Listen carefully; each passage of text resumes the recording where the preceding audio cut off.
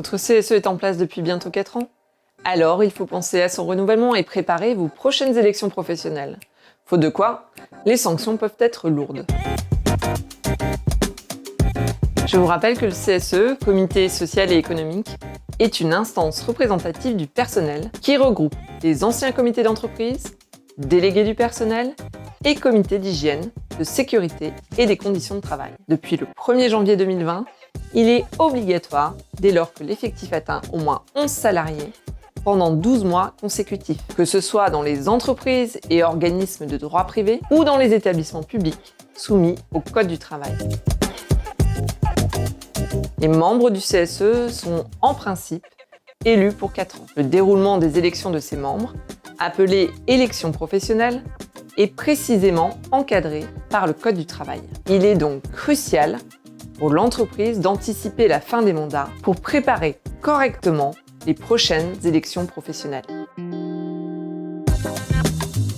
Si l'employeur omet de prendre l'initiative d'organiser les élections professionnelles, il peut être condamné pour délit d'entrave et risque alors 1 an d'emprisonnement et 7 500 € d'amende. Il peut aussi être condamné à des dommages et intérêts si un syndicat ou un salarié saisit le juge. Enfin, l'absence d'élection professionnelle peut entraîner l'annulation de certaines procédures, comme la procédure de licenciement pour inaptitude du salarié, ce qui peut avoir de lourdes conséquences financières pour l'employeur. Il est impératif que l'employeur et les organisations syndicales intéressées s'entendent sur les modalités d'organisation et de déroulement des opérations électorales et établissent ensemble un protocole d'accord préélectoral, un PAP. Avant cela, l'employeur aura pris soin de déterminer l'effectif de l'entreprise et le nombre de sièges à pourvoir. En outre, dans les entreprises d'au moins 50 salariés, l'employeur et les organisations syndicales auront éventuellement renégocié le périmètre du CSE. En effet, il est possible de redéfinir le découpage de l'entreprise en modulant le nombre d'établissements distincts où un CSE doit être instauré.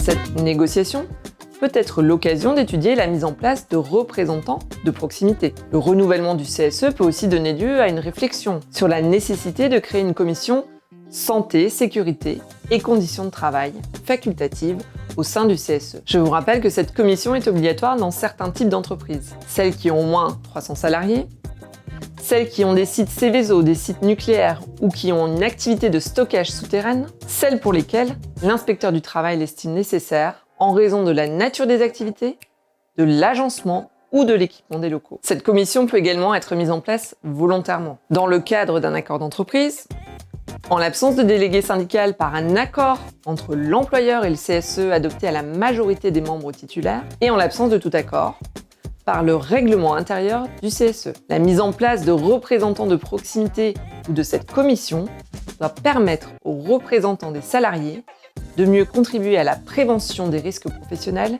et à l'amélioration des conditions de travail.